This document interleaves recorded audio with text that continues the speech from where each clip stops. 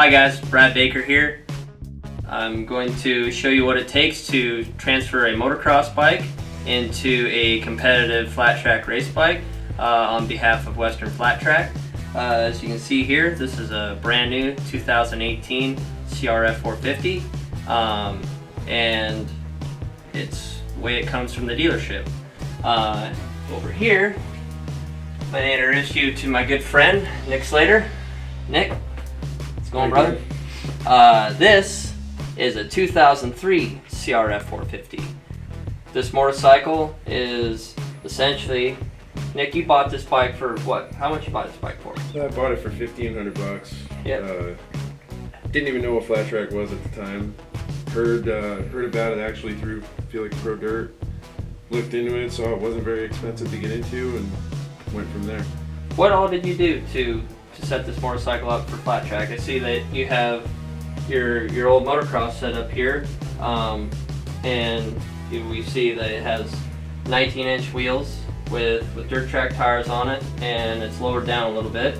But you still ride this thing a little bit of dirt riding and a little bit of both. Yeah, a little bit of both. Ride it for flat track on the weekends and swap it back over and ride a little bit of motocross as well, huh? Yeah. It's awesome. To get into this, I mean, what you just think, $2,000 or so that you have into suspension and wheels? Yeah, it was about $1,000 to get the rear shock and the front forks built, and then about another $1,200 for the wheels, and slapped some tires on her and went racing. That's about as easy as it gets, really. I mean, number one thing is it's lowered down. The overall height of the motorcycle is probably about 3 inches lower than what it is at standard motocross height.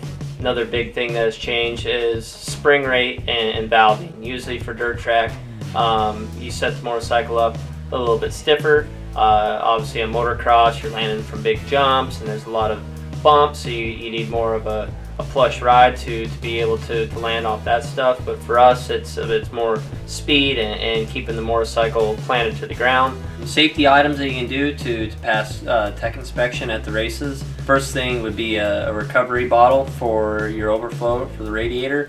You would just take the overflow hose and run it into a safety bottle. Second thing would be safety wiring your fill and drain plugs for the oil, just so if it does come loose, it won't come completely out. Last thing would be covering up any leading edges that might get into another rider. For wheels and tires, the one main distinct difference is on the front. We run a 19. Main thing for running a 19 on the front is smaller the wheel, it turns a little bit quicker, so running the 19 on the front makes turning a little bit better for flat track. Also evens out the ride height. In the rear, if you wanted to, you could just run the standard 19 with the skinnier rim. But for more performance, it would be smart to go to a little bit wider rim. Really, all you gotta do is change the front, and if you want to go to a more advanced level, you go to a little bit wider one in the rear as well.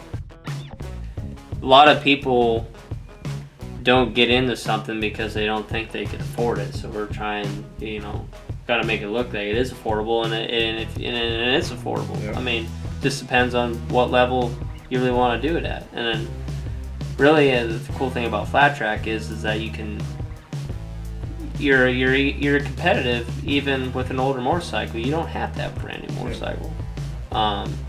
Obviously, a newer bike, it's cool, and make a little bit more power. Maybe not have to replace as many parts on it. Kind of like a used vehicle. You get the new bike, get the new car. You don't have to go to the dealership. You just go to the dealership when something happens. One of these, you got to take care of yourself. But it's still a good bike and plenty competitive.